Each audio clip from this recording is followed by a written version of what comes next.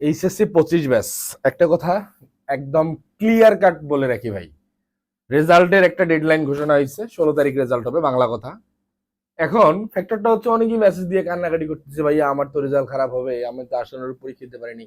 তো কি পাল্টা হয়েছে? কি পাল্টা হয়েছে ভাই? বিগত সময়ে 2 লাখ করে এ প্লাস পাইতো, একটা সাধারণ পরিসংখ্যান বুঝাই তোমাদেরকে। 2 লাখ করে এ প্লাস পাইতো, কথাটা বুঝো। ঢাকা বিশ্ববিদ্যালয়ে সকল ইউনিট মিলে সায়েন্স আর্টস কমার্স মিলে সিট হচ্ছে 6,000, ঢাকা মেডিকেলের সিট 200, বুয়েটের সিট মনে করে 1100 বা 1000। ঢাকা মেডিকেল, বুয়েট, ঢাকা বিশ্ববিদ্যালয় শেষ, সিট হচ্ছে 7,200। তাহলে মনে করো 7,000 বা 8,000, 10,000ও অন অ্যাভারেজ যদি ধরো, আরো 1,90,000 শিক্ষার্থী ছিল যারা এ প্লাস পাওয়ার পরেও বাংলাদেশের টপ 3টা প্রতিষ্ঠানে ঢুকতে পারেনি।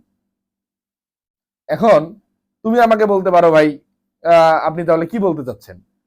ব্যাপারটা হচ্ছে, তুমি যদি এই এইচএসসি রেজাল্ট নিয়ে পড়ে থাকো, ওই আবার তোমার বড় ভাই বোনেরা যে পথে গেছে, তুমিও যাবা সেই পথে। মাথায় রাখবা, ঢাকা বিশ্ববিদ্যালয়ে এমনও 6,000-এর মধ্যে অন্তত 3 থেকে 3,500 শিক্ষার্থী আছে যে জীবনে কোনো পরীক্ষায় প্লাস পায় নাই ভাই। বিশ্বাস হয়? জীবনেও কোনো পরীক্ষায় প্লাস পায় নাই। That is not fact actually. তুমি আপকামিং 3 মাস তুমি কিভাবে ইউজ করতেছো, কিভাবে আসলে নিজেকে প্রিপেয়ার করতেছো, এটা তোমার সারা জীবনের পরিচয় হতে যাচ্ছে। এইচএসসি রেজাল্টের পিনিক, যেটাকে আমরা বাংলা ভাষায় বলি, এই পিনিকটা থাকবে ভাই 15-20 দিন। তোমার ভার্সিটি অ্যাডমিশন টেস্ট যখন শুরু হয়ে যাবে না, কেউ তোমাকে কোনোদিন ভুল করে জিগাবেও না তোমার ইন্টার পরীক্ষায় কি পাইছিলা তুমি।